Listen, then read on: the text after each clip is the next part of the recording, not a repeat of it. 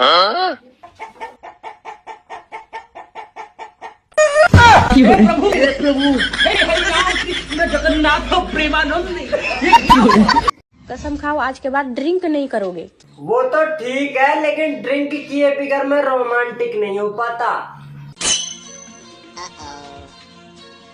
तो ठीक है, कभी कभी कर लेना। अभी कर लूं?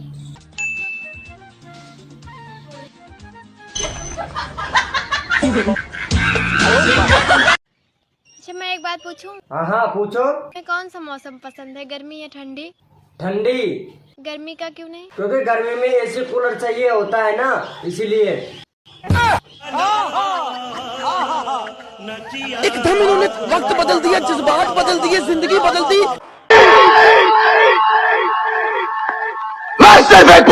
हे बुड्ढे, अरे जीजी की थारी डरपा जी यार, नारा तो माता का।